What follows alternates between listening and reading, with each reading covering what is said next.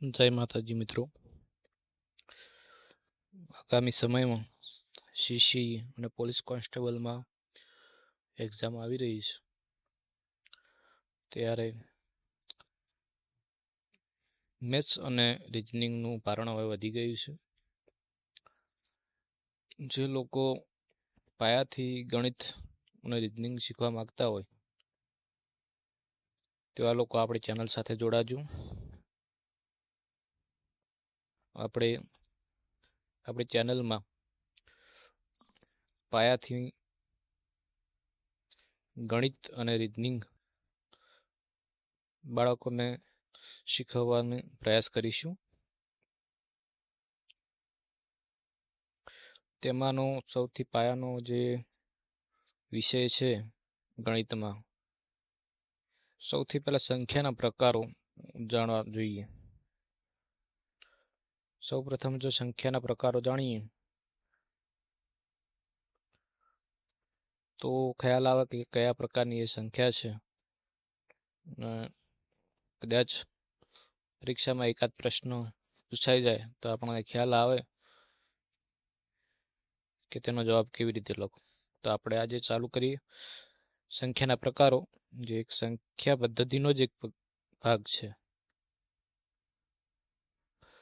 સંખ્યાના પ્રકારો જોઈએ, તેમાંથી સૌથી પ્રથમ પ્રકાર છે એ છે આપણો પ્રાકૃતિક સંખ્યાઓ, જેને આપણે ઇંગ્લિશમાં નેચરલ નંબર્સ પણ કહીએ છીએ, અને તેની સંજ્ઞા n છે. આ ગણતરીની સંખ્યાઓ છે જે 1 થી શરૂ થાય છે અને અનંત સુધી જાય છે. ઉદાહરણ 1, 2, 3, 4, 5 અને અનંત સુધી એ જાય છે. સંખ્યાઓ પ્રાકૃતિક સંખ્યાઓ તમે ગણી ના શકો. 1 થી શરૂ થાય છે અને અનંત સુધી જાય છે, અને ગણવી મુશ્કેલ છે, બરાબર. એમાં ખાસ નોંધ એ કરવાની છે કે પ્રાકૃતિક સંખ્યામાં શૂન્યનો સમાવેશ થતો નથી. 1 થી શરૂ થાય છે. પરીક્ષામાં કદાચ એવું પૂછાઈ જાય કે પ્રથમ 5 પ્રાકૃતિક સંખ્યાઓનો સરવાળો જણાવો, તો પ્રથમ પ્રાકૃતિક 5 સંખ્યાઓ કઈ, તો એ પ્રથમ 5 પ્રાકૃતિક સંખ્યાઓ છે 1 થી શરૂ થાય. 1, 2, 3, 4 અને 5 એમ, બરાબર. આપણે બીજા પ્રકાર તરફ આગળ વધીએ તો બીજો પ્રકાર છે પૂર્ણ સંખ્યાઓ, જેને ઇંગ્લિશમાં હોલ નંબર્સ કહેવાય છે, અને સંજ્ઞા w છે. જો પ્રાકૃતિક સંખ્યાઓમાં શૂન્ય ઉમેરવામાં આવે તો તે પૂર્ણ સંખ્યાઓ બને છે. ઉદાહરણ 0, 1, 2, 3, 4, બરાબર. હવે જે પ્રાકૃતિક સંખ્યાઓ છે એ 1 થી શરૂ થાય છે, તેમાં શૂન્ય ઉમેરવામાં આવે તો એ પૂર્ણ સંખ્યાઓ બની જાય છે. પરીક્ષામાં એવું પૂછાય કે પૂર્ણ સંખ્યાઓ, પ્રથમ 5 પૂર્ણ સંખ્યાઓ જણાવો, તો 1 થી શરૂ નહીં થાય, એ 0 થી શરૂ થશે. 0, 1, 2, 3 અને 4 એ રીતે. પૂર્ણ સંખ્યાઓમાં પ્રાકૃતિક સંખ્યાઓ બધી આવી જાય, 1, 2, 3, 4, 5, પણ એ 0 થી શરૂ થાય છે. એટલે પૂર્ણ સંખ્યાઓ 0 થી શરૂ થાય છે, અને પ્રાકૃતિક સંખ્યાઓ છે એ 1 થી શરૂ થાય છે. અને પૂર્ણ સંખ્યાઓ પણ અનંત સુધી ચાલે છે, એનો પર કોઈ છેવડો નથી એમ, બરાબર. ત્રીજો જે આપણો પ્રકાર છે સંખ્યાઓનો, એ છે પૂર્ણાંક સંખ્યાઓ, જેને ઇંગ્લિશમાં ઇન્ટીજર્સ કહેવાય, સંજ્ઞા z છે. આમાં ધન સંખ્યાઓ પણ હોય, ઋણ સંખ્યાઓ હોય, અને શૂન્યનો પણ એમાં સમાવેશ થઈ જાય. એટલે તમે ઉદાહરણમાં જોઈ શકો છો કે વચ્ચે 0 છે એટલે કે શૂન્ય છે, અને એક બાજુ જમણી બાજુ છે એ આપણે ધન પૂર્ણાંક લખ્યા છે, ધન સંખ્યાઓ લખી છે, એટલે કે 1, 2, 3 એવી રીતે. અને એની ડાબી બાજુ આપણે ઋણ પૂર્ણાંક લખ્યા છે, ઋણ સંખ્યાઓ, -1, -2, -3.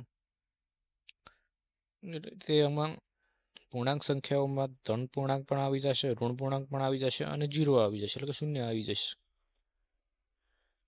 હવે તમને પરીક્ષામાં પૂછવામાં આવે કે સૌથી મોટી ઋણ પૂર્ણાંક સંખ્યા કઈ, તો -1 આવશે. પણ એમ પૂછે કે સૌથી નાની ઋણ પૂર્ણાંક સંખ્યા કઈ, તો તે આપણને મળે નહીં. એ જ રીતે પરીક્ષામાં એમ પૂછે કે સૌથી નાની ધન પૂર્ણાંક સંખ્યા કઈ, તો 1 આવશે. અને સૌથી મોટી ધન પૂર્ણાંક સંખ્યા કઈ, તો એ પણ ના મળે. બરાબર. આપણો ચોથો પ્રકાર છે સમય સંખ્યાઓ, જેને રેશનલ નંબર્સ કહેવાય. અને અહીંયા ક્યુ છે. હવે સમય સંખ્યામાં જે સંખ્યાઓને અંશ અને છેદ એટલે કે પી અપોન ક્યુ સ્વરૂપમાં લખી શકાય તેને સમય સંખ્યા કહેવાય. એટલે પી ભાગ્યા ક્યુ સ્વરૂપમાં લખી શકાય તેને સમય સંખ્યા કહેવાય ટૂંકમાં. અને અંશ અને છેદના સ્વરૂપમાં લખવાનો. જ્યાં આપણો છેદ છે એ 0 ના હોવો જોઈએ, શૂન્ય ના હોવો જોઈએ. તેનું ઉદાહરણ છે 1/2, 3/4, -5, 0.5. હવે તમે વિચારશો કે ઉદાહરણમાં 1/2, 3/4 તો અંશ અને છેદનું સ્વરૂપ છે, પણ -5 અને 0.5 છે એ અંશ અને છેદનું સ્વરૂપ નથી. તો કઈ રીતે સમય સંખ્યાઓ કહેવાય? તો એ રીતે સમય સંખ્યા કહેવાય કે આપણે -5 છે એને ભલે આપણે છેદમાં 1 લખતા નથી, પણ એના છેદમાં 1 હોય જ છે. -5 છે એના છેદમાં 1 હોય જ છે, એનો કોઈ અર્થ નથી એટલે એને આપણે લખતા નથી. એ જ રીતે 0.5માં પણ બીજી રીતે લખવું હોય તો 5/10 એવી રીતે લખી શકાય.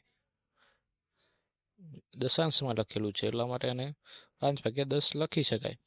પણ આપણે 0.5 લખ્યું છે એ પણ એક સમય સંખ્યા છે, એને પણ અંશ અને છેદમાં લખી શકાય એમ. પાંચમો આપણો જે પ્રકાર છે એ છે આપણો અસમય સંખ્યા, એને ઇરેશનલ નંબર્સ કહેવાય.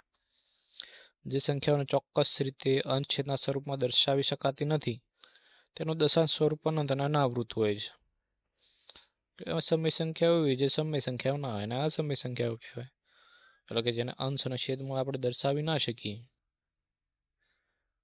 એને આપણે અસમય સંખ્યાઓ કહીશું. અને એને દશાંશમાં લખવાના થાય ને તો એનું દશાંશ પછી જે આવે આંકડા આવે એ અનંત સુધી ચાલ્યા જ જાય, એનો કોઈ છેડો જ ના હોય. એને અસમય સંખ્યાઓ કહેવાય. ઉદાહરણ જોઈએ તો વર્ગમૂળમાં 2, √3, પાઈ. પાઈ છે એનું મૂલ્ય છે 3.14 સમથિંગ, પણ તેનું હકીકતમાં તમે મૂલ્ય જોશો ને તો 3.14 પછી એ ચાલ્યા જ કરશે, એનો કોઈ છેડો જ નથી. એટલે એને અસમય સંખ્યા કહે છે. છઠ્ઠો જે આપણો પ્રકાર છે એ આપણે વાસ્તવિક સંખ્યાઓ, જેને આપણે રિયલ નંબર્સ કહેવાય. એની સંજ્ઞા છે r. સમય અને અસમય સંખ્યાઓના સમૂહને વાસ્તવિક સંખ્યાઓ કહેવામાં આવે છે. એ ટૂંકમાં આપણે જે સામાન્ય રીતે ગણિતમાં જે પણ સંખ્યાઓ વાપરીએ છીએ ને તે બધી જ વાસ્તવિક સંખ્યાઓ કહેવાય. આપણે ગણિતમાં જેટલી પણ આપણે સંખ્યાઓ, આપણે પ્રાકૃતિક સંખ્યા, પૂર્ણ સંખ્યાઓ, સમય સંખ્યાઓ, પૂર્ણાંક સંખ્યાઓ, અસમય સંખ્યાઓ, એ બધી સંખ્યાઓ વાસ્તવિક સંખ્યાઓ કહેવાય. એટલે ટોટલ ગણિતમાં જે પણ સંખ્યા આવે ને એને વાસ્તવિક સંખ્યા કહેવાય. બરાબર. હવે થોડા આપણે અન્ય પ્રકાર છે એ પણ જોઈ લઈએ. અન્ય મહત્વના પ્રકારો છે એમાં એક પ્રકાર છે એકી સંખ્યા, જેને આપણે ઇંગ્લિશમાં ઓડ નંબર્સ કહેવાય. હવે વ્યાખ્યા તો જે સંખ્યાને 2 વડે નિશેષ ભાગી ના શકાય એને એકી સંખ્યા કહેવાય. બરાબર. જેને 2 વડે ભાગી ના શકાય એને એકી સંખ્યા કહેવાય. એટલે કે આપણે શરૂઆતમાં જોઈએ તો 1, 3, 5, 7, 9, 11, 13, 15, 17, 19, 21 એ બધી છે એ એકી સંખ્યાઓ છે. બીજો પ્રકાર છે બેકી સંખ્યા, જે ઇવન નંબર્સ કહેવાય. જે સંખ્યાને આપણે 2 વડે નિશેષ ભાગી શકીએ એને બેકી સંખ્યા કહેવાય. જે આપણે 2, 4, 6, 8, 10, 12, 14, 16, 18, 20 એ બધી બેકી સંખ્યાઓ છે જેને આપણે 2 વડે નિશેષ ભાગી શકીએ એમ. ત્રીજો છે એને અવિભાજ્ય સંખ્યા, તે પ્રાઇમ નંબર્સ કહેવાય. જેને માત્ર 2 જ અવયવો, એક તો એનો પ્રાઇમ જે અવયવ છે 1 હોય અને એક બીજો અવયવ હોય એ સંખ્યા પોતે જ એનો અવયવ હોય, એને અવિભાજ્ય સંખ્યા કહેવાય. અવિભાજ્ય સંખ્યા એટલે જેને ભાગી ના શકાય. ચોથો ભાગ છે વિભાજ્ય સંખ્યા, નંબર્સ જેને આપણે ભાગી શકીએ એવી સંખ્યા. જેના 2 થી વધારે અવયવ હોય એને આપણે વિભાજ્ય સંખ્યા કહેવાય. ધારો કે એ સંખ્યા 8 હોય ને તો એમાં 2 અવયવ હોય, 2 થી વધારે અવયવ હોય, જેમ કે 8માં તમે 2 વડે ભાગી શકો, 4 વડે પણ ભાગી શકો, અને એક સંખ્યા પોતે પણ એ અવયવ છે. 8 એટલે 8 પણ એ અવયવ છે, એટલે ટોટલ 3 અવયવો થઈ જાય.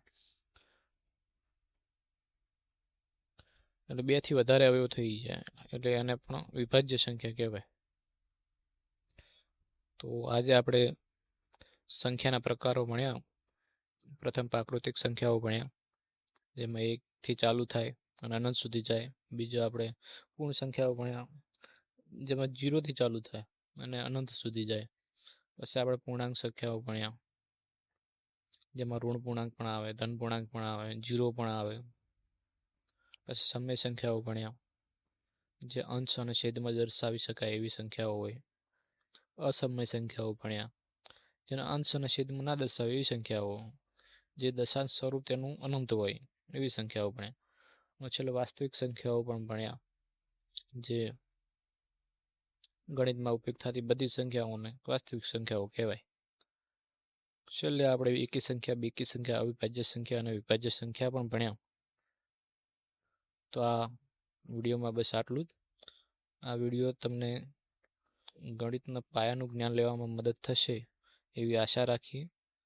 વિડીયો ગમે હોય તો લાઈક કરજો, ચેનલને સબસ્ક્રાઈબ કરજો, અને આગળ પણ આપણે નવા વિડીયો લઈને આવશું પાયાના જ્ઞાન સાથે.